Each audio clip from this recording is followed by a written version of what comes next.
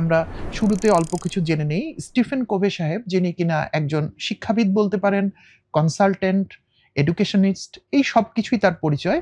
উনি 1989-এ বইটা প্রকাশিত হয় এবং প্রকাশিত হওয়ার পর থেকেই বইটা একটা হট কেকের মতো হয়ে যায়। সারা পৃথিবীতে আনুমানিক 40টি ভাষায় বইটি প্রকাশিত হয়েছে এবং এই বইটার প্রায় 4 কোটি কপি বিক্রি হয়েছে। খেয়াল করবেন, আমাদের বইটার নাম কিন্তু 7 habits of highly effective people. এই যে ইফেক্টিভ, এটার মানে কি? এবং এই যে 3টা লেয়ার, ডিপেন্ডেন্স, ইন্ডিপেন্ডেন্স এবং ইন্টারডিপেন্ডেন্স, এর মধ্যে কিন্তু 6টা হ্যাবিট লুকিয়ে আছে এবং আমি সবাইকে পরামর্শ দিই এই বইটা অন্তত একবার পড়ার জন্য।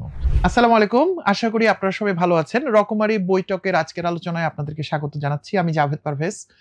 আজকে আমি একটু বেশি এক্সাইটেড, কারণ আপনারা ক্যামেরায় দেখতে পাচ্ছেন যে বইটা আমার কাছে, 7 habits of highly effective people, লিখেছেন স্টিফেন কোভে। এই বইটা নিয়ে আমি আসলে প্রচুর ভিডিও করেছি এবং আমার মনে হয় আমি যখন ইউটিউবে ভিডিও বানাতাম তার শুরুর দিকের মূল ভিডিওগুলোই ছিল 7 হ্যাবিটস। এরপর এই বইয়ের উপর নির্মিত বিভিন্ন ট্রেনিং, বিভিন্ন বই, অনুবাদ, শেষ পর্যন্ত কোভে কোম্পানির যে সার্টিফাইড ট্রেনিং, সেটারও ট্রেনার হিসেবে আমি সার্টিফিকেশন করে ফেলেছি। সো আলহামদুলিল্লাহ, এই বইটা নিয়ে আসলে প্রচুর কাজ করা হয়েছে এবং আমি ঠিক জানি না, ক্যামেরায় যারা রেকর্ড করছিল ওনাদেরকে আমি বলছিলাম যে এটা কত লম্বা হবে আমি শিওর না, বাট অবশ্যই বইটকের তো একটা নির্দিষ্ট কলেবর আমরা রাখবো। সো ভয় পাওয়ার দরকার নেই, আমরা হয়তো অনেক বেশি লম্বা ভিডিও করব না, সেরকম ভিডিও রকমারিতেই আপনারা অন্যান্য জায়গা থেকে পেয়ে যাবেন। চলেন বইটা সম্পর্কে আমরা শুরুতে অল্প কিছু জেনে নেই। স্টিফেন কোভে সাহেব, যিনি কিনা একজন শিক্ষাবিদ বলতে পারেন, কনসালটেন্ট, এডুকেশনিস্ট, এই সব কিছুই তার পরিচয়। উনি 1989-এ বইটা প্রকাশিত হয় এবং প্রকাশিত হওয়ার পর থেকেই বইটা একটা হট কেকের মতো হয়ে যায়। সারা পৃথিবীতে 40টি ভাষায়, আনুমানিক 40টি ভাষায় বইটি প্রকাশিত হয়েছে এবং হোয়াইট চ্যানেলে, অর্থাৎ সংখ্যা হিসাব করা হয়েছে এরকম, এই বইটার প্রায় 4 কোটি কপি বিক্রি হয়েছে আজকের দিন পর্যন্ত। আর নানাভাবে grey channel, black channel, pirated PDF, Nilkhet version, কত যে বই আমরা এটা কিনেছি এবং পড়েছি তার তো কোনো হিসাব নেই। আমি নিজে এই বইটা 19 বার পড়েছি, নট দিস বুক, আমার নিজের বইটা 19 বার পড়েছি এবং প্রথমবার যে বইটা আমি কিনেছিলাম একটা খুব সাধারণ ভার্সন, সেটার পরের দিকে দেখা গেছে ভিতর থেকে পাতা খুলে খুলে খুলে চলে যাচ্ছে। আপনাদের মনে হতে পারে যে এই বইটা আমার এতবার পড়ার কি দরকার ছিল। ইন্টারেস্টিং তথ্য হচ্ছে, এই বইটা আমি যতবার পড়ি ততবার বইটা আমার কাছে নতুন বলে মনে হয়। কতকটা গোলাপের পাপড়ি ছড়ানোর মতো। একটা গোলাপ যখন একটু পুরনো হয়, 2-3 দিনের পুরনো, আমরা তখন এর পাপড়ি 2-একটা খুলে ফেললে আবার ভিতরটা একটা গভীর লাল টকটকে তরতাজা একটা গোলাপ দেখতে পাওয়া যায়। সেটা আবার একটু পুরনো হলে আর 2টা পাপড়ি খুলে ফেললে আবার একটা নতুন গোলাপ, এরকম ভাবে চলতে শুরু করে। সো একইভাবে এই বইটা যখন আমি পড়ি, ধরেন 17তম বার এবং 18তম বার, এর মাঝে তো আমার জীবনের বেশ কিছু পরিবর্তন হয়। আমি নিজে আরেকটু বড় হয়েছি। আমার আশপাশ, আমার পরিবেশ, আমার পরিবার, আমার কার্যক্ষেত্র, বিভিন্ন জায়গায় অনেক পরিবর্তন হয়ে যায়। তখন নতুন ভার্সনে পড়তে গেলে সেই নতুন ঘটনাগুলো আমার চোখে এই 7টা হ্যাবিটের নতুন নতুন আঙ্গিকে ধরা দেয়। এজন্য বইটা আমার কাছে সবসময় একটা নতুন বই মনে হয় এবং আমি সবাইকে পরামর্শ দিই এই বইটা অন্তত একবার পড়ার জন্য। এবং একবার পড়ে ফেললে এই বইটার আপনি প্রেমে পড়ে যাবেন এবং আপনি মাঝে মাঝেই বিভিন্ন হ্যাবিট, বিভিন্ন চ্যাপ্টার আপনি বের করে পড়বেন। বইটাতে 7টা বিশেষ হ্যাবিট সম্পর্কে বলেছি আমরা, সেটা নিয়ে আমরা কথা বলবো। কিন্তু তার সাথে আরেকটা জিনিস খুবই ইম্পর্টেন্ট, যেটাকে আমি একটা ফাউন্ডেশনাল নলেজ বলি, যেটা বইটার প্রথম চ্যাপ্টারগুলোতে আপনি পেয়ে যাবেন, যেখানে আসলে কোনো হ্যাবিটের কথা বলা নেই, কিন্তু কিছু মৌলিক বিষয় বলা হয়েছে, যেটা না জানলে আসলে এই বইটার পরের 7 হ্যাবিটস আসলে জেনে আমাদের খুব বেশি উপকার হয় না।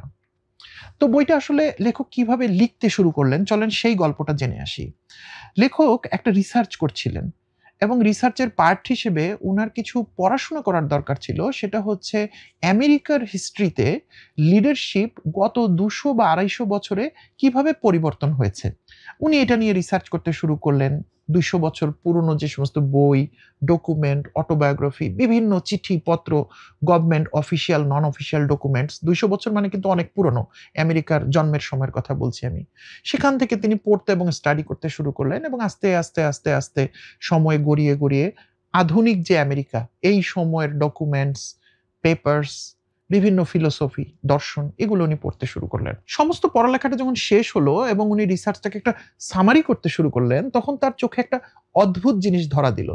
সেটা হচ্ছে ২০০ বছরের মধ্যে প্রথম যে ১৫০ বছর, অর্থাৎ সেকেন্ড ওয়ার্ল্ড ওয়ারের আগেরকার যে পৃথিবী এবং আমেরিকা, সেই সময় যে লিডারশিপের দর্শন, আর সেকেন্ড ওয়ার্ল্ড ওয়ারের পরে, লেখার সময় অনুসারে ৫০ বছর, কিন্তু এখন আরো ২০ বছর ৩০ বছর চলে গেছে।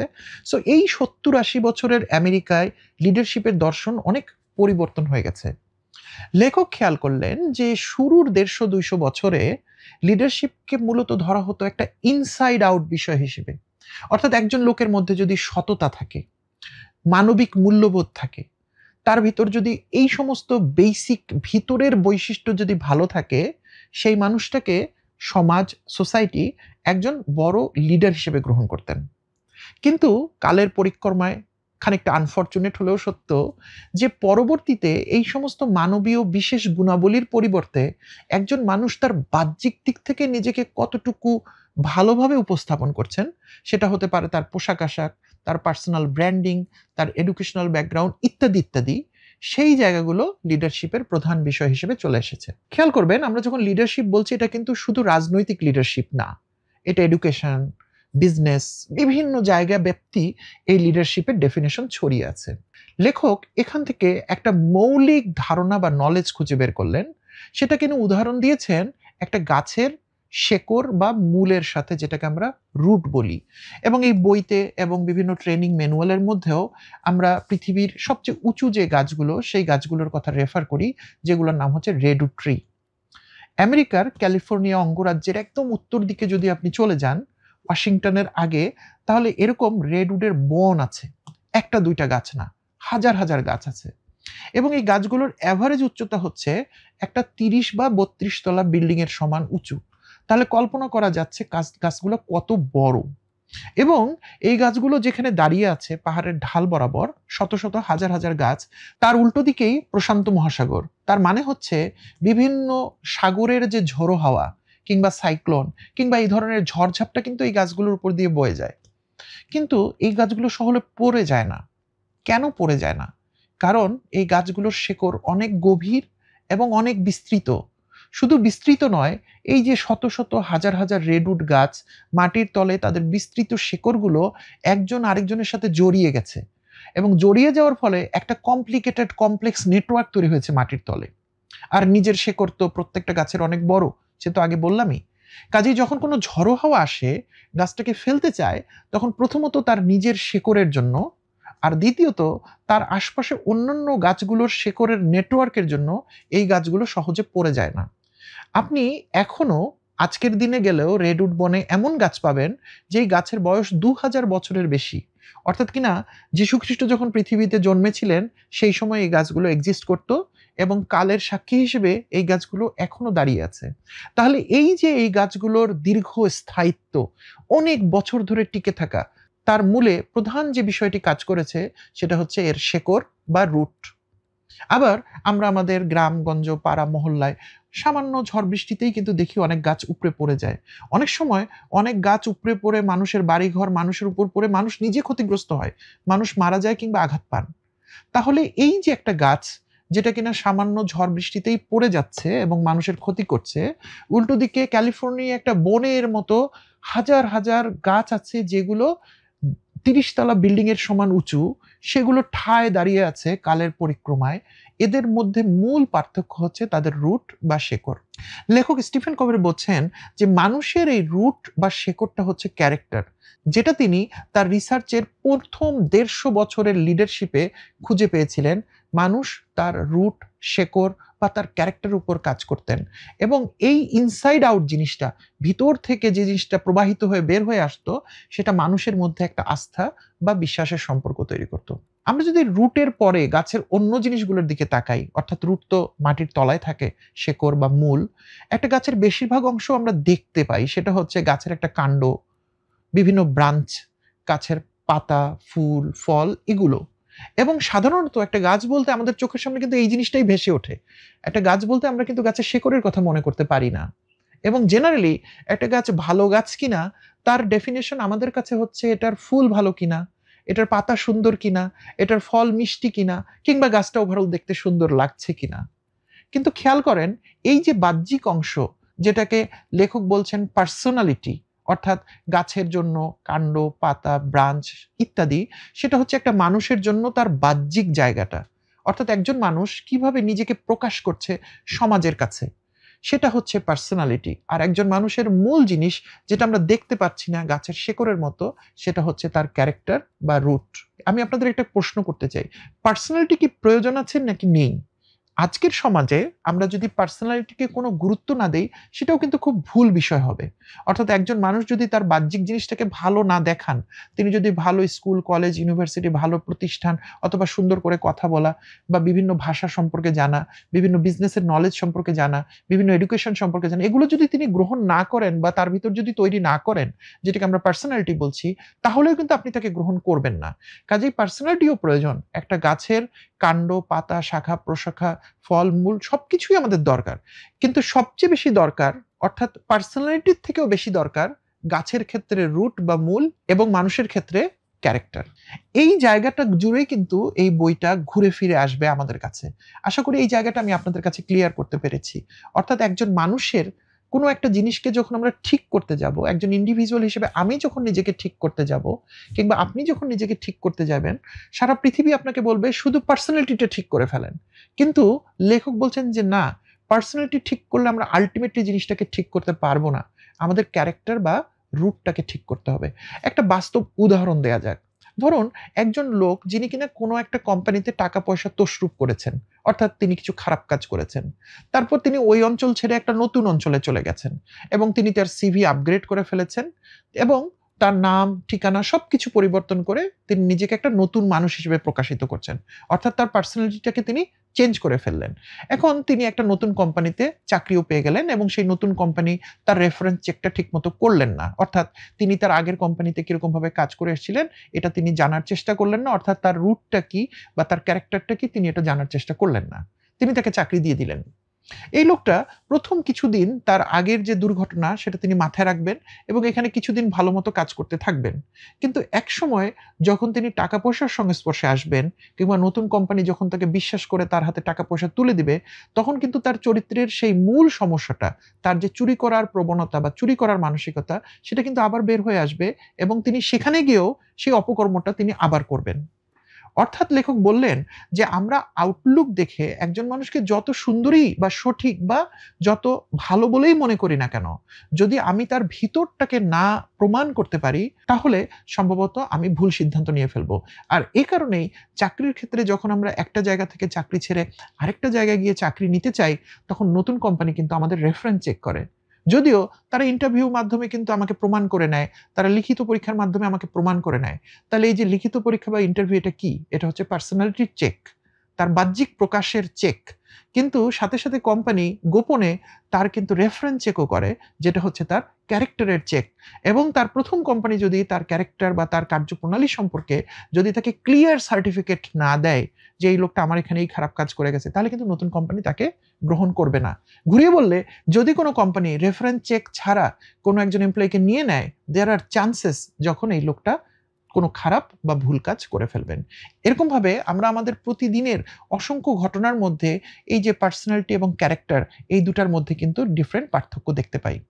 চলুন আমরা আস্তে, আস্তে 7 হ্যাবিটের দিকে তাকাই। লেখক বলেছেন যে আমাদের ম্যাচুরিটির একটা কন্টিনিউয়াম আছে বা আমরা যে ম্যাচিউরড হই সেটার একটা ক্রম আছে। এই ক্রমটাকে তিনি বোঝানোর জন্য ১ম এ একজন মানুষের শারীরিক ক্রম দিয়ে বোঝানোর চেষ্টা করেছেন। যেমন ধরুন আমরা যখন শৈশবে থাকি, একদম জন্মের পর আমরা একটা ছোট্ট বাবু বা ছোট্ট বাচ্চা থাকি, তখন আসলে আমরা কিন্তু কোনো কিছু করতে পারি না, তাই না?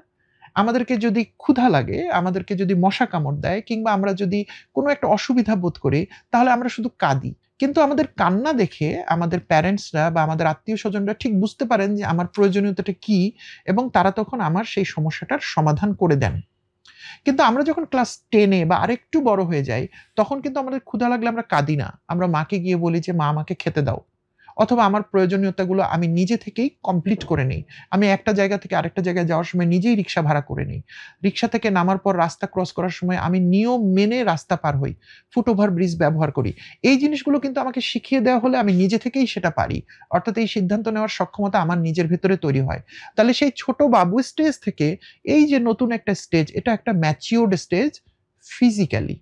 অর্থাৎ যখন আমরা একদম বাবু ছিলাম, যখন আমরা শারীরিকভাবে কিছুই করতে পারতাম না, লেখক বলেছেন এটা ডিপেন্ডেন্স স্টেজ।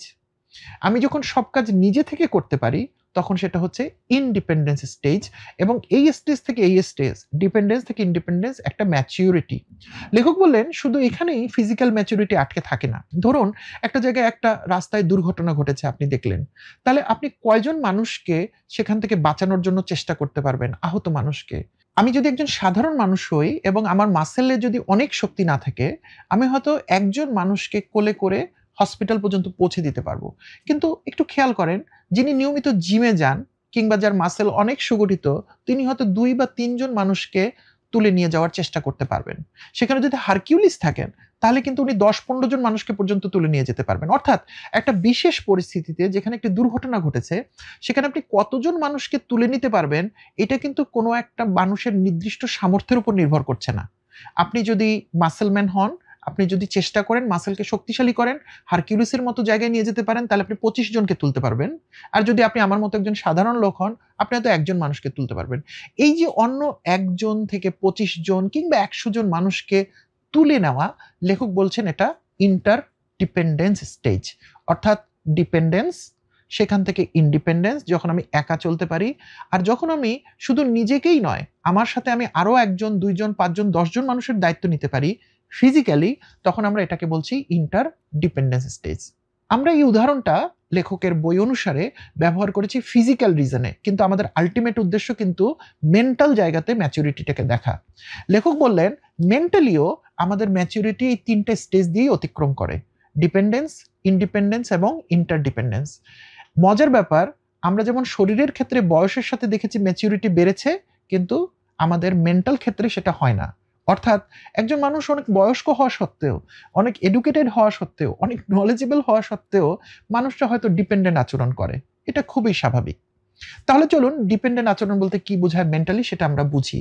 লেখক বলেন একজন মানুষ যখন কোনো একটা সিচুয়েশনে কোনো দায় নিতে চায় না, তিনি শুধু সমস্যা দেখে চিৎকার চেঁচামেচি করেন এবং সমস্যাটা অন্যের ঘাড়ে চাপিয়ে দেন, এবং তিনি চান যে এই সমস্যাটা অন্য কেউ সমাধান করবে, তখন তিনি বয়সে, শিক্ষাগত যোগ্যতায় কিংবা অন্য কিছুতে যত সিনিয়রই হোক না কেন, আনফরচুনেটলি তিনি ডিপেন্ডেন্স স্টেজে রয়ে গেছেন। আর ইন্ডিপেন্ডেন্স স্টেজে একজন মানুষ মেন্টালি তখনই পৌঁছান যখন একটা প্রবলেম সিচুয়েশনে তিনি নিজের দায়িত্ব নিজে খুঁজে নিতে পারেন। এই সমস্ত লোকেরা বলে যে এই সমস্যাটা আমার জন্য হয়েছে, আমার ভুলের কারণে কোম্পানি ক্ষতিগ্রস্ত হয়েছে, আমার ভুলের কারণে এটা হয়েছে, সো আমি দায়বদ্ধ। এরপর যখন একজন মানুষ আরো বেশি ইন্ডিপেন্ডেন্স হতে শুরু করেন, তখন তিনি ইন্টারডিপেন্ডেন্সে পৌঁছান এবং তিনি অন্য অনেক মানুষকে নিয়ে সমস্যার সমাধানের পথে এগিয়ে যেতে পারেন। তখন তারা বলেন, চলুন আমরা সমস্যাটা সমাধান করি, আমরা সবাই চেষ্টা করলে আমরা এটা অর্জন করতে পারবো। দেখুন একজন মানুষ এক থেকে অনেকের মধ্যে চলে গেছেন, এবং আলটিমেটলি এটাকেই আমরা লিডারশিপ বলি। লিডারশিপ মানে কিন্তু এটা নয় যে তোমার দোষ, তুমি বোঝো, তুমি করবা, তুমি বসের কাছে যাও, আমি জানি না কিছু। এটা ডিপেন্ডেন্স। কিন্তু একজন মানুষ ডিপেন্ডেন্স থেকে সরাসরি ইন্টারডিপেন্ডেন্সে যেতে পারেন না। একজন মানুষ ডিপেন্ডেন্স থেকে প্রথমে ইন্ডিপেন্ডেন্সে যান, অর্থাৎ তুমি দিয়ে বলতে শুরু করেন, তারপর তিনি নিজের দায়িত্ব খুঁজে পান এবং একসময় তিনি ইন্টারডিপেন্ডেন্স চর্চা করতে করতে ইন্টারডিপেন্ডেন্সে চলে যান, যখন তিনি অনেকগুলো মানুষকে নিয়ে একসাথে কাজ করতে পারেন, এবং তখনই তিনি প্রকৃত লিডার হয়ে ওঠেন। খেয়াল করবেন আমাদের বইটার নাম কিন্তু 7 habits of highly effective people. এই যে ইফেক্টিভ, এটার মানে কি? আমরা সাধারণত এফিশিয়েন্সি নিয়ে অনেক বেশি কথা বলি, তাই না? আমি উদাহরণ হিসেবে বলি, এফিশিয়েন্সি মানে হচ্ছে অল্প চাপে বেশি পানি। অর্থাৎ একটা টিউবওয়েল যদি আমি ব্যবহার করি, তাহলে সেখানে আমি অল্প চাপ দিব, কিন্তু আমার অনেক পানি বের হয়ে আসতে হবে। এটাকে আমরা ইঞ্জিনিয়ারিং এর ভাষাও কিন্তু এফিশিয়েন্সি বলি, আউটপুট ডিভাইডেড বাই ইনপুট। কিন্তু লেখক কিন্তু এফিশিয়েন্সির মধ্যে থেমে থাকছেন না, তিনি ইফেক্টিভনেস এর কথা বলছেন। তাহলে আমাদের জানতে ইচ্ছা করছে এফিশিয়েন্সি এবং এফেক্টিভনেস এর মধ্যে পার্থক্য কি? লেখক বললেন আমি এফিশিয়েন্সি চাই, কিন্তু সাথে সাথে আমি এফিশিয়েন্সিটা অনেক সময় ধরে চাই। এমন হলে চলবে না যে টিউবওয়েলটা আমার অল্প চাপে বেশি পানি দিচ্ছে আর এটা ১ মাসের মধ্যে নষ্ট হয়ে যাচ্ছে, তাহলে আমার এটাতে কোনো লাভ হবে না। এবং লেখক এখানে এসে ঈশপের সেই পুরনো গল্প আমাদেরকে বললেন। একটা কৃষক পরিবারের একটা হাঁস ছিল, যেটা কিনা প্রতিদিন একটা করে সোনার ডিম দিত। কৃষক এবং তার স্ত্রী প্রতিদিন একটা করে সোনার ডিম পেতে পেতে একদিন তাদের মধ্যে অনেক লোভ তৈরি হলো, এবং তারা ঠিক করলেন প্রতিদিন একটা করে পাওয়ার দরকার কি, এই হাঁসটাকে কেটে ফেলে আমরা একবারই সবগুলো ডিম বের করে নিই। যেরকম কথা সেরকম কাজ, তারা হাঁসটাকে কেটে ফেললেন এবং আফসোস, ভিতর থেকে আর কোনো ডিম পাওয়া গেল না। তাহলে কি হলো? আমাদের এফিশিয়েন্সি ছিল, কিন্তু আমরা বেশি কিছু পেতে গিয়ে পুরো সুযোগটাই হারিয়ে ফেললাম। এখন আমার হাসও নেই, আমার আর সোনার ডিম পাওয়ার সুযোগও নেই। লেখক বললেন আমরা বেশিরভাগ সময় এফিসিয়েন্সি পার্সু করতে গিয়ে এই ভুলটা করি। আমরা বেশি, বেশি রেজাল্ট বের করতে যাই এবং আল্টিমেটলি মানুষটাকে হারিয়ে ফেলি, প্রতিষ্ঠানটাকে হারিয়ে ফেলি এবং আমরা আর রেজাল্ট বের করতে পারি না। লেখক বলেছেন আমরা যখন কন্টিনিউয়াসলি রেজাল্ট বের করতে থাকবো, তখন সেটা হবে ইফেক্টিভনেস। আমরা একজন ইফেক্টিভ লিডার তৈরি করতে হলে আমাদের একজন ইন্টারডিপেন্ডেন্স পর্যায়ে পৌঁছা ম্যাচুরিটির আমাদের লিডার প্রয়োজন। এবং সেজন্য তিনি 7 হ্যাবিটসকে যখন ভাগ করেছেন, উনি ৩টা স্তরের কথা বলে দিয়েছেন। প্রথম স্তরটা হচ্ছে ডিপেন্ডেন্স, যেখান থেকে আমাদের যাত্রা শুরু এবং আমরা যে যেখানে যেভাবেই জন্মেছি, যেভাবে বেড়ে উঠেছি, আমাদের মধ্যে খানিকটা ডিপেন্ডেন্স থাকাটা খুবই স্বাভাবিক। আমরা কেউ সুপার হিউম্যান না যে আমাদের মধ্যে কোনো সমস্যা নেই। লেখক বলছেন দ্যাটস পারফেক্টলি ওকে। ডিপেন্ডেন্স থাকলে কোনো সমস্যা নেই, কিন্তু আমাকে স্বীকার করতে হবে যে আমি এই ক্ষেত্রে ডিপেন্ডেন্স আচরণ করি। তাহলে ডিপেন্ডেন্স থেকে আমার জার্নিটা শুরু হবে কিসের? ইনডিপেন্ডেন্সের। ঠিক যেমন আমরা ছোটবেলায় হামাগুড়ি দেওয়া থেকে আস্তে আস্তে হাঁটতে শিখেছি। তারপর একসময় যখন আমরা ইন্ডিপেন্ডেন্সকে পেয়ে যাব, তখন আমরা হাঁটা থেকে দৌড়ানো শুরু করব। তখন আমরা ইন্ডিপেন্ডেন্স থেকে ইন্টারডিপেন্ডেন্সের পথে যাত্রা শুরু করব। এবং এই যে ৩টা লেয়ার, ডিপেন্ডেন্স, ইন্ডিপেন্ডেন্স এবং ইন্টারডিপেন্ডেন্স, এর মধ্যেই কিন্তু ৬টা হ্যাবিট লুকিয়ে আছে। তাহলে আমরা ৬টা হ্যাবিটকে মূলত ২টা ভাগে ভাগ করে ফেলছি। ডিপেন্ডেন্স থেকে ইন্ডিপেন্ডেন্সের মধ্যে ৩টা হ্যাবিট, আর ডিপেন্ডেন্স থেকে ইন্টারডিপেন্ডেন্সের মধ্যে ৩টা হ্যাবিট। এই হচ্ছে মোট ৬টা হ্যাবিট। আপনারা নিশ্চয়ই জানতে চান যে প্রথম ৩টা হ্যাবিট কোনগুলো, যেটা ডিপেন্ডেন্স থেকে ইন্ডিপেন্ডেন্সের মধ্যে কাজ করে। হ্যাবিট নাম্বার 1, 2 এবং 3। চলুন আমরা এক নজরে দ্রুত এটা একটু দেখে আসি। হ্যাবিট 1 মানে হচ্ছে প্রোঅ্যাক্টিভনেস। কি আমরা একটু পরে আলাপ করব। হ্যাবিট 2 হচ্ছে begin with end in mind, অর্থাৎ আমরা যখন কোনো কিছু করব তখন আমরা শেষটার কথা মাথায় রেখে করব। আমি জানি যারা প্রথমবার এগুলো শুনছেন আপনাদের একটু খটকা লাগছে। আমি আপনাদেরকে একটু ধৈর্য ধরতে বলবো। আমরা এগুলো সবই আরেকটু ডিটেল করে আলোচনা করব, যাতে আপনারা যখন বইটা নিজে হাতে পড়বেন আপনাদের কাছে একদম পানির মতো পরিষ্কার হয়ে যায়।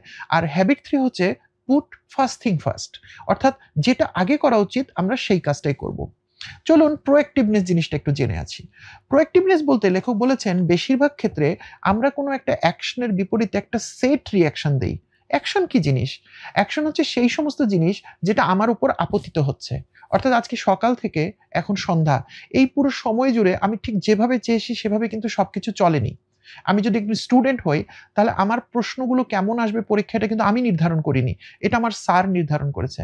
আমি যদি একজন বিজনেস পারসন হই, তাহলে বিজনেসের ওভারঅল সারাউন্ডিং সিচুয়েশনে প্রোডাক্ট কিভাবে অপারেট করছে, আমার কম্পিটিশন কিভাবে মার্কেটে ডিনামিক্স ক্রিয়েট করছে, সেগুলো কিন্তু আমি ঠিক করতে পারছি না। সর্বোপরি একজন ইন্ডিভিজুয়াল হিসেবে যদি আমি চিন্তা করি, তাহলে আজকের দিনে কিন্তু আমার বয়স একদিন বাড়ছে। নানা ধরনের রোগ ব্যাধি বা বার্ধক্যজনিত জিনিসপত্র কিন্তু আস্তে আস্তে আমাকে গ্রাস করছে। আমি কিন্তু মৃত্যুর দিকে একদিন এগিয়ে যাচ্ছি, যেটা আমার জীবনের একটা নিশ্চিত ভবিষ্যৎ। তাহলে আমার একটা পরকাল আছে, সেটার জন্য আমার প্রস্তুতি কি? এই সমস্ত অ্যাকশনের বিপরীতে বেশিরভাগ মানুষ সেট রিঅ্যাকশন দেয়। বেশিরভাগ মানুষ চিন্তা করে অ্যান্সার করে না, এবং এর কারণে মানুষ যখন ফেইল করে সে তার সারাউন্ডিংসকে দোষ দিতে শুরু করে। আপনারা তো খেয়াল করেছেন আমাদের আশপাশে অনেক মানুষকে আপনি দেখবেন, বলবে এটা ওর কারণে হয়েছে, তার কারণে হয়েছে, কোম্পানির কারণে হয়েছে, কম্পিটিশনের কারণে হয়েছে। কোনো কিছু খুঁজে না পেরে বলবে আমার কপালের দোষ, অথবা আল্লাহ তাআলা কেন আমার জন্য এরকম করালেন। কিন্তু পৃথিবীতে আমাদের বেশিরভাগ জিনিস কিন্তু আমাদের অ্যাকশনের বিপরীতে আমরা কিরকম রিঅ্যাকশন দেই তার উপর কিন্তু নির্ভর করে। এবং একজন প্রোঅ্যাক্টিভ মানুষ, অর্থাৎ যিনি হ্যাবিট 1 ফলো করেন, তিনি সবসময় অ্যাকশনের বিপরীতে সেট রিঅ্যাকশন দেন না। তিনি চিন্তা করে, ভেবে চিন্তে যেটা সঠিক রিঅ্যাকশন সেটা দেন। আমি একটা খুব সহজ এক্সাম্পল দিচ্ছি আপনাদেরকে। ধরুন আমি যখন ইঞ্জিনিয়ারিং পড়তাম তখন প্রতি সেমিস্টার ছিল ৬ মাস। এখন সেমিস্টারের শুরু যখন হয় তখন আমরা অনেক আগ্রহ নিয়ে বই কিনি, খাতা কিনি, কলম কিনি, পেন্সিল কিনি। তারপর প্রথম যেদিন ক্লাসটা হতো সেমিস্টারের, আমরা ভাবতাম আজকে তো ক্লাসের প্রথম দিন, আজকে আমরা না পড়লেও চলবে, কালকে পড়ব। একইভাবে সেমিস্টারের ২য় দিন আসতো, তখন আমরা আরেকটা রিজন খুঁজে পেতাম পড়াশোনা না করার। এভাবে ৩য় দিন, প্রথম সপ্তাহ, ২ সপ্তাহ, এভাবে ১২ সপ্তাহ শেষ হওয়ার পর আমাদের যখন প্রিপারেটরি লিভ হতো, তখন আমরা দেখতাম যে আমাদের সামনে একগাদা পড়াশোনা বাকি, এবং মাত্র এই ২ সপ্তাহে এই পড়াশোনা শেষ করা সম্ভব নয়। তখন আমরা এর ওর কাছে পড়া দেখিয়ে নিতাম, মোটামুটি কিছু একটা ধারণা নিয়ে পরীক্ষার খাতায় লিখে দিয়ে আসতাম। আর খেয়াল করুন, এমন একজন স্টুডেন্ট যিনি প্রথম দিন থেকেই ক্লাস ওয়ার্ক ফলো করছেন, বই পড়ছেন, প্রথম দিন থেকে পড়ছেন, প্রথম সপ্তাহ থেকে পড়ছেন, তিনি যখন টার্ম ফাইনাল পরীক্ষার আগের প্রিপারেটরি লিভের দিন এসে পৌঁছালেন, তখন কিন্তু তার পুরো জিনিসটা পড়া হয়ে গেছে, তাই না? তিনি এই 2 সপ্তাহ কি করছেন, যেগুলো তার কাছে একটু বেশি কঠিন লেগেছে সেগুলো তিনি ভালো করে প্রিপারেশন নিচ্ছেন, মেবি উনি রিভিজিট করছেন। তাহলে খেয়াল করুন কার রেজাল্ট ভালো হবে? আমার রেজাল্ট ভালো হবে যে প্রতিদিন ভেবেছি আজকে একটু ঘুরে ফিরিয়ে, আজকে একটু টিউশন করি, আজকে একটু বেড়াতে যাই, নাকি যিনি প্রথম দিন থেকে ঠিকভাবে পড়াশোনা করেছেন তার? বলা বাহুল্য, যিনি প্রথম দিন থেকে ভালো করে পড়াশোনা করছেন তার রেজাল্ট ভালো হবে। ভালো করে চিন্তা করুন, এই পুরো সেমিস্টার ধরে 6 মাস কে রাইট রিঅ্যাকশন দিয়েছে? একজন স্টুডেন্ট হিসেবে তিনি ভালো রিঅ্যাকশন দিয়েছেন, কারণ একজন স্টুডেন্ট হিসেবে আমাদের প্রথম এবং প্রধান দায়িত্ব ছিল প্রতিদিন নিয়মমাফিক পড়াশোনা করা। কিন্তু আমি যখন পড়াশোনা ছাড়া অন্য অনেক কাজ করছি, হয়তো রাজনীতি করছি, হয়তো টিউশন করছি, হয়তো সাংস্কৃতিক কর্মকাণ্ড করছি, এগুলো করা উচিত, ভালো। কিন্তু যখন আমি পড়াশোনাটা করছি না, তখন কিন্তু খুব স্বাভাবিকভাবে আমার রেজাল্ট, আমার সিজিপিএটা কিন্তু ভালো হচ্ছে না। লেখক বলছেন একইভাবে, এটা সামান্য একটা উদাহরণ দিয়েছি, আমাদের অসংখ্য জিনিস আমাদের সামনে আসছে। কিন্তু আমরা প্রত্যেক জায়গাতে আমাদের আশপাশে সবাই যা করছে, সবাই কি করছে? সন্ধ্যায় টিউশনি করছে, সবাই কি করছে? লেট নাইট পর্যন্ত জেগে আড্ডা দিচ্ছে, সবাই কি করছে? পরীক্ষায় ঠিক আছে, আজকের সিটিতে খারাপ পেলে কোনো সমস্যা নাই, পরেরটাতে দেখা যাবে, এই কাজ করছে, আমিও তাই করছি। তাহলে আমার রিঅ্যাকশন কিন্তু সেট রিঅ্যাকশন উপর চলছে এবং আমি অবশ্যই ভালো রেজাল্ট করব না। উল্টো দিকে যে কিনা তার অ্যাকশনের বিপরীতে তার আশপাশে অনেক কিছু মন ভোলানো, মনোরঞ্জনের জন্য ঘটছে, কিন্তু সে কোনো কিছুর দিকে যাচ্ছে না, তার যেটা রাইট রিঅ্যাকশন সেটা দিচ্ছে, সে কিন্তু সঠিক রেজাল্ট করছে। আজকে সারাদিন ফজর থেকে এখন মাগরিবের ওয়াক্ত, আমার সামনে অসংখ্য কাজ করার সুযোগ আছে, কিন্তু আমি জানি সৃষ্টিকর্তা আল্লাহ তাআলা আমাকে বলে দিয়েছেন তোমার নামাজের ওয়াক্তে তুমি নামাজ পড়বা। আমরা নামাজ না পড়ার 100 একটা রিজন খুঁজে বার করতে পারি, কিন্তু সেটা কিন্তু রাইট রিঅ্যাকশন না। এবং আমি যখন রাইট রিঅ্যাকশনটা দিব না, তখন কিন্তু আমি রাইট রেজাল্ট পাবো না। উল্টো দিকে যিনি 5 ওয়াক্ত নামাজ ঠিকমতো পড়েন, তার কাছে কিন্তু আল্লাহ তাআলার ইচ্ছাই প্রধান, এবং তিনি অন্য যত কিছু থাক, তার কোটি টাকার বিজনেস হারিয়ে গেলেও তিনি কিন্তু নামাজের জায়গায় কম্প্রোমাইজ করবেন না, এবং তিনি কিন্তু ইহকাল এবং পরকালে আল্লাহ তাআলার কাছ থেকে বেশি রিওয়ার্ড পাবেন। আমি শুধু হায় হুতাশ করতে থাকবো। তাহলে লেখক এরকম অসংখ্য উদাহরণের মধ্য দিয়ে বলেছেন আমাদের জীবনের প্রত্যেকটা সেক্টরে, প্রত্যেকটা মাস, প্রত্যেকটা দিন, ইভেন প্রত্যেকটা সেকেন্ডে আমরা যে সিদ্ধান্ত গ্রহণ করি, সেখানে অ্যাকশন এবং রিঅ্যাকশনের বিপরীতে আমরা কি ধরনের রিঅ্যাকশন দিচ্ছি তার উপর আমাদের জীবনটা নির্ভর করে। যারা সঠিক রিঅ্যাকশন দেন তারা প্রোঅ্যাক্টিভ, এবং যারা সঠিক রিঅ্যাকশন দেন না তারা রিঅ্যাক্টিভ। যারা প্রোঅ্যাক্টিভ মানুষ, তাদের জীবনটা সুন্দর থেকে সুন্দর হতে থাকে, ইভেন তাদের মৃত্যুও হয় হাসি মুখে।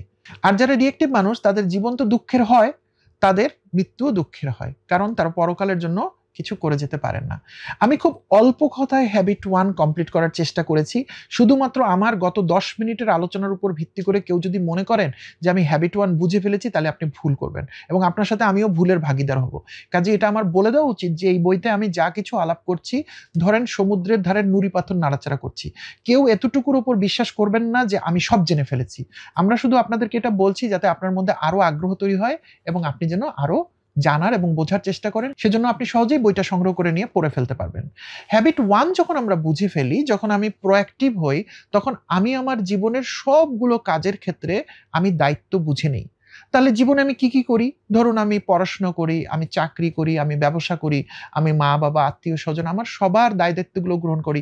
এভাবে জীবনের পরিসরটাকে যখন আস্তে, আস্তে আমরা বড় করতে শুরু করি, তখন দেখা যায় যে আমরা পৃথিবীতে আসলে অত্যন্ত সৌভাগ্যবান, কারণ আমরা পৃথিবীতে একটা জীবনকে উপহার হিসেবে পেয়েছি। অর্থাৎ আল্লাহ তাআলা আমাদেরকে একটা জীবন রিওয়ার্ড করেছেন। এই জীবনটাকে আমি কিভাবে কাটাবো? অর্থাৎ পুরো জীবন জুড়ে আমাদেরকে প্রোঅ্যাক্টিভনেস চালাতে হয়। আর যখন আমরা পুরো জীবন জুড়ে প্রোঅ্যাক্টিভ হতে চাই, তখন অটোমেটিক হ্যাবিট 2 আমাদের দরজায় কড়া নাড়ে। হ্যাবিট 2 হচ্ছে begin with end in mind. আমরা বলছিলাম যে আমরা যখনই কোনো কাজ করি, আমাদের শেষ ছবিটা আমাদের কাছে ইম্পর্টেন্ট। আমরা বলি যে যখন আমরা স্টুডেন্ট, পড়াশোনা করছি, একটা ইউনিভার্সিটিতে ভর্তি হচ্ছি, আমরা সবাই চাই 4 আউট অফ 5 আমার সিজিপিএ হবে। কিন্তু সবার হয় না, কারো, কারো হয়। যার হয় তিনি অ্যাকচুয়ালি পুরো সময় ধরে প্রোঅ্যাক্টিভ ওয়েতে তার সিটি দিয়েছেন, ক্লাস করেছেন, পরীক্ষা দিয়েছেন, এবং তিনি কিন্তু 4 আউট অফ 4 না হলেও খুব ভালো একটা রেজাল্ট করেন। আর যিনি ওই শেষ ছবিটাকে মনে রাখতে পারেন না, শুধু ১ম দিন মনে রাখেন, কিন্তু সারা সেমিস্টার জুড়ে আরো অনেক অপরচুনিটি সামনে আসার সাথে, সাথে ওই ছবিটাকে ভুলে গিয়ে উনি আপাত আনন্দের মধ্যে নিজেকে ভাসিয়ে দেন, সেই মানুষটা আসলে শেষ ছবিটা ঠিকমতো দেখতেও পারেন না, এটা তার কাজেও আসে না। লেখক বলেছেন সব ক্ষেত্রে আমরা শুরু করব শেষটাকে মাথায় রেখে। বিগিন উইথ, শুরু করুন, এন্ড ইন মাইন্ড। শেষটাকে মাথায় রেখে। অর্থাৎ আমরা যখন একটা পড়াশোনা করব, একটা রিলেশনশিপে যাব, একটা বিজনেসে যাব, একটা চাকরি করব, ইভেন আজকের দিনটাকে শুরু করব এবং সর্বোপরি পুরো জীবনের পোর্টফোলিওতে আমি যখন নিজেকে দেখব, আমি যেন আমার মৃত্যুর দিনটাকে দেখতে পারি। আমি যেন আমার পরিপূর্ণ বয়সটাকে দেখতে পারি। আমরা জানি না আল্লাহ তাআলা আমাদেরকে কতটুকু হায়াত দিয়েছেন। আমরা দোয়া করি আমাদের হায়াত সবার অনেক লম্বা হোক এবং সেই লম্বা সময় জুড়ে আমার নিজের ছবিটা আমাকে দেখতে হবে। লেখক বলেছেন এই পৃথিবীতে বেঁচে থাকার ক্ষেত্রে আপনি ২ রকম ভূমিকা নিতে পারেন। আমরা দেখি সিনেমায় বিভিন্ন অ্যাক্টররা থাকেন। কিন্তু তারা কিন্তু তাদের নিজেদের কোনো কথা নিজের ইচ্ছামত বলতে পারেন না।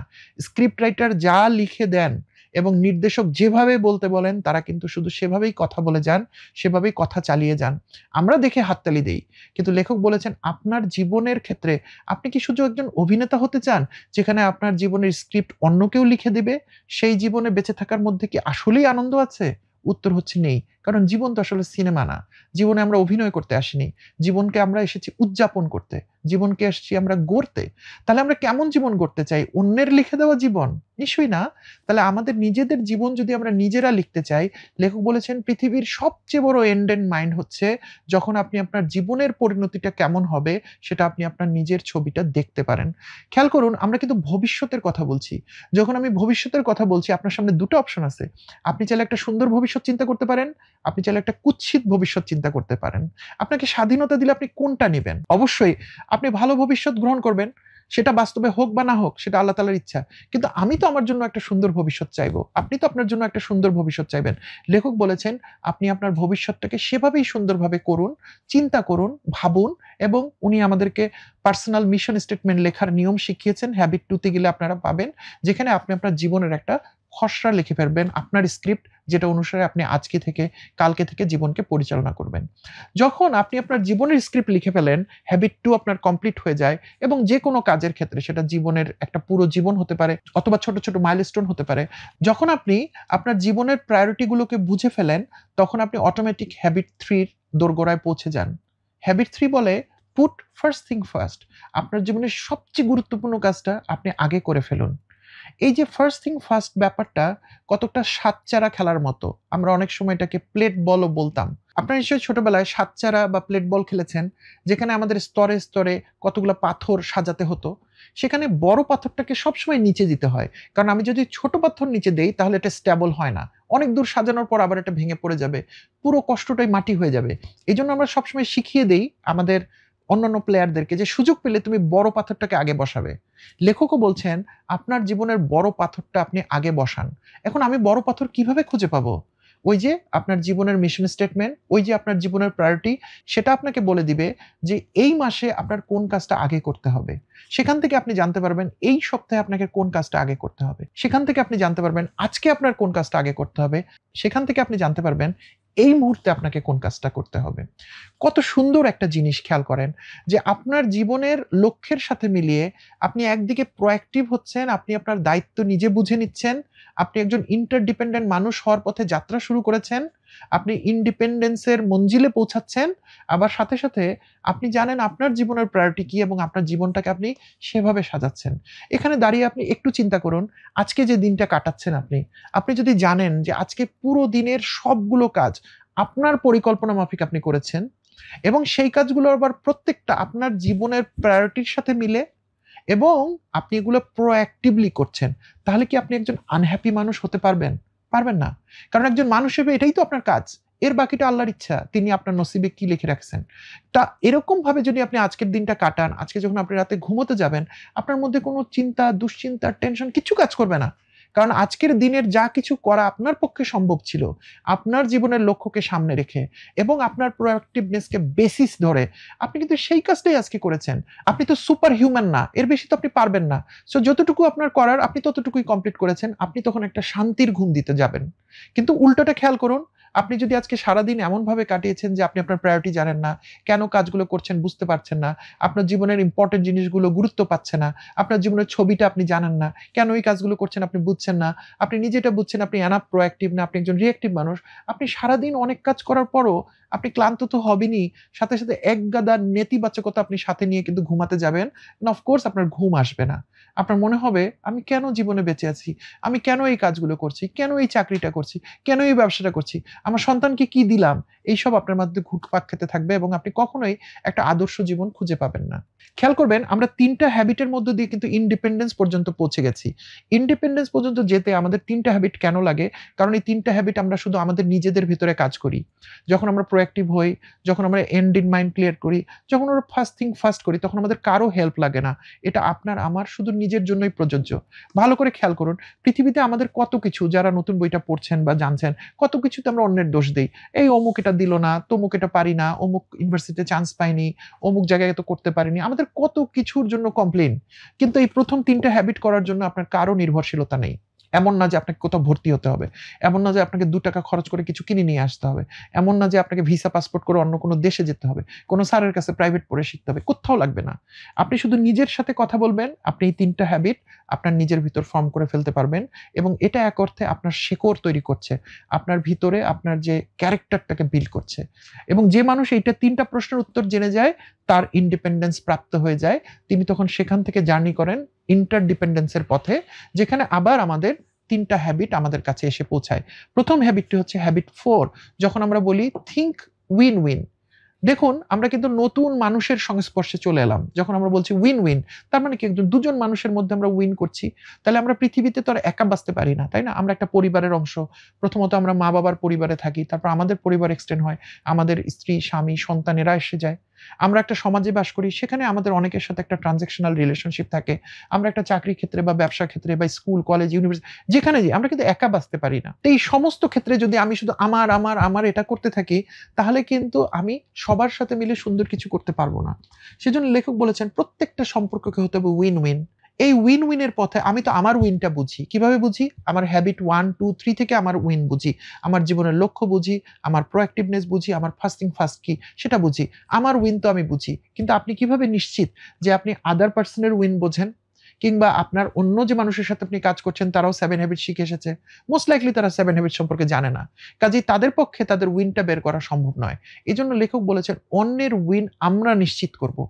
আমরা এটা এনশিওর করব যে আমার জয়ের সাথে, সাথে যেন অন্যের জয় আসে।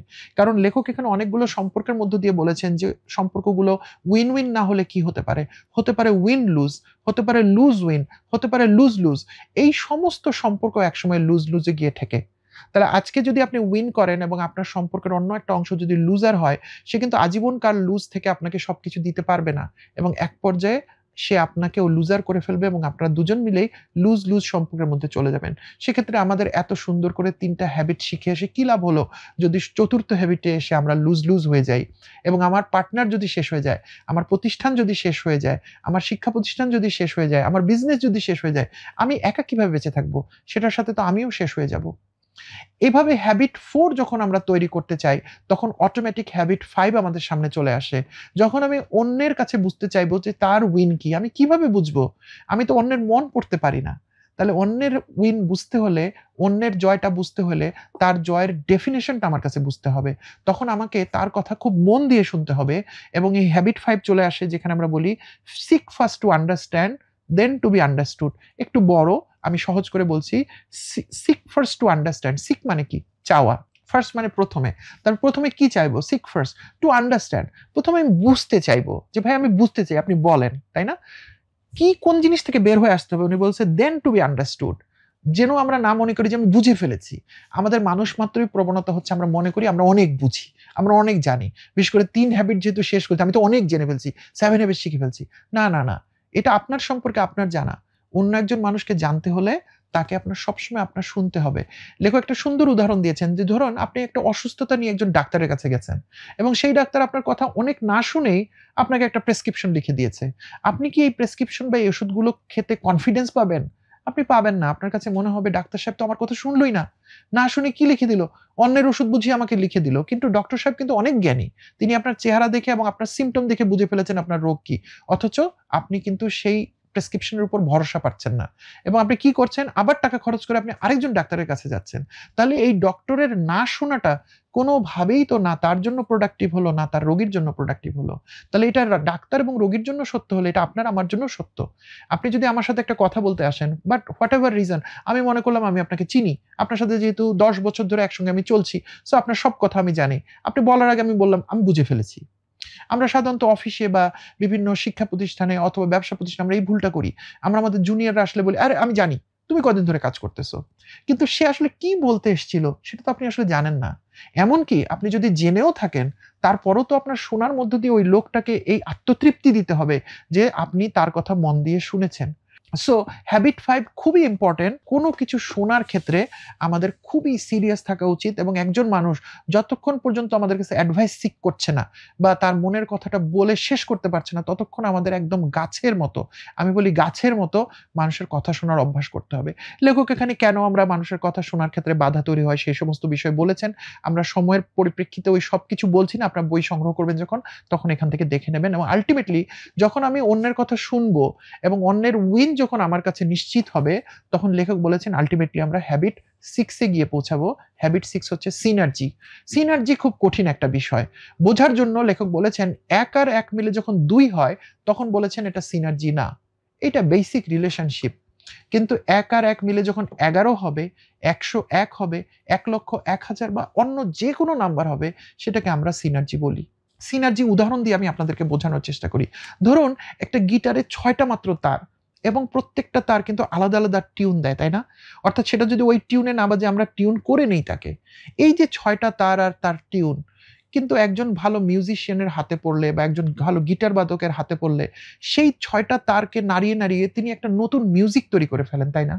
আমাদের বিখ্যাত আয়ুব বাচ্চু ছিলেন বা আরো অনেকেই আছেন যাদের হাতে গিটার পড়লে এটা মনে হয় একটা সজীব হয়ে গেছে। এটা মনে হয় জীবন চলে আসছে গিটারের মধ্যে। তো আমরা কত ধরনের গান শুনেছি। সারা পৃথিবীতে এত যে মিউজিশিয়ান আছেন, এত গিটারিস্ট আছেন, তারা কত মিউজিক তৈরি করে ফেলেছেন। আমরা তো একটা সিদ্ধান্তে আসতেই পারি, তাই না? যে একটা গিটারের ৬ টা মাত্র তার। সেটা দিয়ে যত মিউজিক করার সেটা হয়ে গেছে। আমি যদি এরকম কথা বলে ফেলি আপনি ভাববেন নিশ্চিত এই লোকটা পাগল হয়ে গেছে। আসলে এটা হয়নি। কারণ আরেকজন মিউজিশিয়ানের হাতে সেম গিটার পড়বে, এটা আবার জীবন্ত হয়ে উঠবে এবং এটা আরো নতুন, নতুন সুর দিতে শুরু করবে। কতগুলো সুর দিবে এর কোনো শেষ নাই। কিন্তু আবার এই গিটারটাকে আপনি সাজিয়ে রাখেন, একটা জড়বস্তুতে পরিণত হবে। একটা ভুল লোকের হাতে পড়ুক, যে মিউজিক তৈরি হবে সেটাকে আপনি বলবেন নয়েজ, বিরক্ত লাগছে। এই রেখে দাও তো গিটারটা। কিংবা আরো জোরে সে আঘাত করবে, গিটারের তারই ছিঁড়ে যাবে। তাহলে একটা গিটার যে কিনা জীবন্ত হয়ে উঠতে পারে এবং সে অসীম সংখ্যক সুর তৈরি করতে পারে, আবার ভুল মানুষের হাতে গেলে সেটার তার ছিঁড়ে সে নয়েজ জেনারেট করছে। এই যে আমরা অসংখ্য যখন করছি তখন সিনার্জি তৈরি হচ্ছে। আপনারা গ্রামাঞ্চলে দেখেছেন যে পাখি যখন উড়ে যায় তখন তারা ভি এর মতো আকার করে ওড়ে, তাই না? কেন ওড়ে? কারণ একটা পাখি যখন প্রথম ডানা ঝাপটায় তার আশপাশের বাতাসগুলো হালকা হয়ে যায়। তার পিছনের ২ টা পাখি তখন সোজা না গিয়ে ওই হালকা বাতাসের কাছে চলে যায় যেন তারা একটু আরাম পায়। তার পেছনের পাখিগুলো আবার ওই ২ টার পাশে চলে যায়। বিজ্ঞানীরা গবেষণা করে দেখেছেন, একটা পাখি যদি একা একটা দূরত্ব অতিক্রম করে, ধরেন ঢাকা থেকে কক্সবাজার যাচ্ছে, তাহলে তার যে শক্তি খরচ হবে, আর এক পাল পাখি যদি একসাথে যায়, তারা এই যে সবাই মিলে যে সেভিংসটা করে, যেটা হচ্ছে 70% এনার্জি সেভিংস হয়। 30% শুধু খরচ হয়। অর্থাৎ ১০ টা পাখিকে আমি আলাদা, আলাদাভাবে পাঠিয়ে দিলে তাদের সবারই অনেক খরচ হবে। আর ১০ টা পাখি যখন একসাথে চলে আসে, তখন তারা 70% সেভ করে ফেলে। প্রকৃতি পাখিদেরকে শিখিয়েছে কিভাবে সিনার্জি করতে হবে। আমরা যখন আজকের বইয়ের আলোচনা শুরু করেছিলাম আপনাদের মনে আছে, তখন আমরা রেডউড ট্রির কথা বলছিলাম যে অনেকগুলো রেডউড ট্রির গাছ মাটির তলে শেকড়গুলো একটা আরেকটার সাথে জড়িয়ে যায় এবং একটা পড়ে যেতে থাকলে অন্যগুলো তাকে টেনে ধরে। প্রকৃতি আমাদেরকে সিনার্জি শিখিয়েছে। সিনার্জি একটা অদ্ভুত জিনিস। যখন আমরা একসাথে হই অনেকগুলো মানুষ, যখন আমাদের লক্ষ্য থাকে একটা খুব সুদৃঢ় লক্ষ্য, আমরা পরস্পরকে রেসপেক্ট করি এবং একজন আরেকজনের যত কমতি সেটাকে সারিয়ে তুলি, তখন একটা শক্তিশালী টিম তৈরি হয়ে যায় এবং সেই টিমটা একটা সিনার্জিস্টিক টিমের মতো আচরণ করে এবং সেই টিম, সেই কোম্পানি, সেই মানুষগুলো একসাথে হয়ে যে রেজাল্ট দেয় সেটা অসামান্য হয়ে যায়। আপনারা হয়তো ৭১ এর মুক্তিযুদ্ধের কথা স্মরণ করতে পারেন। যে একটা ট্রেইনড আর্মির বিরুদ্ধে আমাদের দেশের সাধারণ মানুষরা অস্ত্র ধরেছিল এবং ৯ মাসের মধ্যে আমরা একটা স্বাধীন দেশ পেয়ে গেছিলাম। ওই সময়ে সিনার্জি তৈরি হয়েছিল আমাদের মধ্যে। আমাদের মধ্যে পরবর্তীতেও অনেকবার সিনার্জি হয়েছিল। সেইসব ইতিহাস সময়ের জন্য আর বলছি না এবং তখনই আমরা অসম্ভবকে সম্ভব করে ফেলেছিলাম। কিন্তু যখন জাতীয়ভাবে আমাদের ঐক্য নষ্ট হয়ে যায়, আমরা সবাই নিজের, নিজের মতো করে চিন্তা করতে থাকি। একেকটা তার একেক রকমভাবে বাজতে শুরু করে। কোনো তার ছিঁড়ে যায়, কোনো তারের উপর আমরা চাপ দেই। আমরা আর মিউজিক তৈরি করতে চাই না। তখন এটা নয়েজ হয়ে যায়। তখন সেই সেম মানুষগুলো আমরা আর দেশটাকে সামনে এগিয়ে নিয়ে যেতে পারি না। এটা হচ্ছে আমাদের সিনার্জি ভেঙে যাওয়ার ফসল। এটা একটা জাতীয় রাষ্ট্রীয় ক্ষেত্রে প্রযোজ্য, এটা একটা দেশের জন্য প্রযোজ্য, একটা কোম্পানির জন্য প্রযোজ্য, একটা শিক্ষা প্রতিষ্ঠানের জন্য প্রযোজ্য, আপনার পরিবারের জন্য প্রযোজ্য, আপনার একার জন্য প্রযোজ্য। আমাদের এই জিনিসগুলো খুব ভালো করে জানতে হবে। আমরা অনেক সময় বলি একটা কোম্পানির সিইও চেঞ্জ না হলে আমি কিভাবে চেঞ্জ হব? হতে পারে আপনার কথা ঠিক। কিন্তু আপনার পরিবারের তো আপনি সিইও। তা আপনার পরিবারটাকে কেন সিনার্জিস্টিক করছেন না? আপনার পরিবারের লং টার্ম ভিউ কি আপনি জানেন? আপনার পরিবারের প্রায়োরিটি কি আপনি জানেন? আপনি খুব বড় কর্মকর্তা, আপনি অনেক বড় ব্যবসায়ী, কিন্তু আপনার ছেলে-মেয়ে কি করছে আপনি কি জানেন? অনেক ক্ষেত্রে আমরা এই প্রশ্নের উত্তরগুলো জানি না, আমরা এড়িয়ে যেতে চেষ্টা করি এবং আমরা পরে দেখি আমরা সামাজিকভাবে অনেক সফল হয়ে গেছি কিন্তু পারিবারিকভাবে ব্যর্থ। হয়তো সামাজিকভাবে অনেক বড় ব্যবসায়ী, কিন্তু আমার শরীরে একটা অনেক বড় রোগ। কারণ শরীরের যত্ন নেওয়া হয়নি, পরিবারের যত্ন নেওয়া হয়নি, সমাজের যত্ন নেওয়া হয়নি। আমি অনেক বড় কিছু করে ফেলছি কিন্তু সমাজ ভেঙে পড়ছে এবং তার কারণে আমার বাসায় ডাকাতি হয়ে গেছে, আমার সন্তান ক্ষতিগ্রস্ত হয়েছে। এগুলো জিনিস কিন্তু এমনি হয় না। আমরা সিনার্জির স্বপ্নটা সবাই দেখতে পারি না। সিনার্জি হ্যাবিট 6 অনেক কঠিন একটা বিষয় কিন্তু, এবং দ্য আল্টিমেট হ্যাবিট আমরা বলি। অনেক সময় লাগবে আমাদের সিনার্জি পর্যন্ত পৌঁছাতে। কিন্তু আমাদের আস্তে, আস্তে হ্যাবিট 1, 2, 3 তারপর 4, 5, 6 করে আমাদের সিনার্জিতে পৌঁছতে হবে। আমরা অনেকগুলো হ্যাবিটের কথা বলছি, হ্যাবিট 7 বলে শেষ করব। হ্যাবিট 7 হচ্ছে শার্পেন দ্য স। এটা আসলে কোনো একটা নির্দিষ্ট হ্যাবিটের উপর কাজ করে না, এটা সব হ্যাবিটের উপর কাজ করে। এবং লেখক বলেছেন আপনি যেই হন না কেন, যত মাস্টারই হন না কেন, আপনার হ্যাবিট 1 থেকে 6 যদি মুখস্থ হয়ে গিয়ে থাকে, আপনি অনেক করেছেন, তারপর আপনি বসে থাকতে পারবেন না। লেখক একটা সহজ উদাহরণ দিয়েছেন। এক লোক একদিন সকালবেলা বাড়ির বাইরে যাচ্ছেন। দেখেছেন তার প্রতিবেশী একটা কাঠের লগ বা গুড়ি কাটার চেষ্টা করছেন করাত দিয়ে। উনি যখন সন্ধ্যায় ফিরে এলেন, তিনি দেখতে পেলেন যে ওই লোকটা ওই গুড়িটা তখনও কাটার চেষ্টা করছেন এবং খুব বেশি অগ্রগতি হয়নি কাজের। লেখক থেমে বললেন যে, "তুমি কি করছো?" লোকটা বিরক্ত হয়ে বললেন, "দেখো না, আমি লগটা কাটার চেষ্টা করছি, গুড়িটা কাটার চেষ্টা করছি।" লেখক এসে তার করাতটা হাতে নিয়ে দেখলেন করাতে একদম ধার নেই। উনি বললেন, "করাতটা ধার দিয়ে নাও, তাহলেই তো তুমি কাটতে পারবে।" ওই লোকটা আরো বিরক্ত হয়ে বলল, "করাতে যে ধার নেই সেটা আমিও জানি। কিন্তু ধার যে করাবো সেই ফুরসতটা তো পাচ্ছি না। সময়টা তো পাচ্ছি না। দেখো না কাটারই তো চেষ্টা করছি।" আমরা প্রায়শই আমাদের জীবনে এই বোকামিটা করি। আমরা যদি আমাদের বেসিক ৪ টা জিনিসের কথা বলি, লেখক বলেছেন, আমাদের শরীর, আমাদের উইজডম বা চিন্তা করার শক্তি, আমাদের হার্ট বা আমাদের রিলেশনশিপ এবং আমাদের স্পিরিচুয়ালিটি বা আমরা যে একটা আল্লাহ তাআলার সৃষ্টি জীব, এই জিনিসগুলো আমরা প্রায়ই ভুলে যাই এবং আমরা এত কিছুর মধ্যে ব্যস্ত থাকি যে আমার শরীরটাকে কিভাবে আমি শার্প করব, আমার উইজডমকে কিভাবে শার্প করব, আমার রিলেশনগুলোকে কিভাবে শার্প করব এবং আমার স্পিরিচুয়ালিটিকে কিভাবে শার্প করব, এইগুলো আমাদের মনে থাকে না। এবং এগুলো আমাদের মনে থাকে না জন্য আমাদের এই করাতের ধারগুলো আস্তে, আস্তে হারিয়ে যায়। পরে আমরা অনেক কিছুর মধ্যে ব্যস্ত হই এবং জীবনে আমরা কোনো কিছুই পারি না। যখন আমাদেরকে কেউ এসে বলে, "এই তুমি একটু এক্সারসাইজ করছো না কেন? তুমি সকালে উঠে দৌড়াও না কেন?" আমরা বলি, "সময় পাচ্ছি না।" যখন আমাদের প্রমোশন আটকে যায়, আমরা বসকে দোষ দেই, কোম্পানিকে দোষ দেই। কিন্তু প্রকৃত অর্থে আমরা যে শিখি না, নতুন কিছু শিখিনি, নতুন কোনো ডিগ্রি নেইনি, আমরা নিজেকে যে শার্প করিনি, এটা যখন আমাদেরকে কেউ মনে করিয়ে দেয়, আমরা বলি, "সময় কোথায় পাই? সারাদিনই তো ব্যস্ত।" একইভাবে রিলেশনশিপ গুলা নষ্ট হয়ে যায়। আমাদের পরিবার একদিন আমাদের থেকে দূরে সরে যায়। ছেলেমেয়েদেরকে আপন বলে আর মনে হয় না। তখন যখন কেউ এসে মনে করিয়ে দেয় আমাদেরকে যে, "সন্তানের যত্ন নেওনি কেন?" তখন আমরা বলি, "ওদের জন্যই তো সারাদিন খাটলাম।" অর্থাৎ ধার দেয়া হয়নি।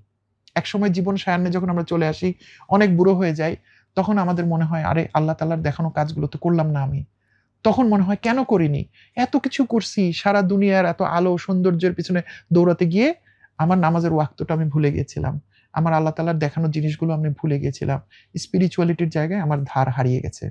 সো আমি যদি ধার না দেই ঠিকমতো, তাহলে আমি নিজে কোনো কিছুই অর্জন করতে পারবো না বা যতটুকু অর্জন করব সেটা আমার জন্য স্থায়ী হবে না। এই শার্পেন দ্য স কি সবার জন্য প্রযোজ্য? সবার জন্য প্রযোজ্য। বইয়ের একদম শেষ প্রান্তে স্টিফেন কবি নিজের কথা বলেছেন।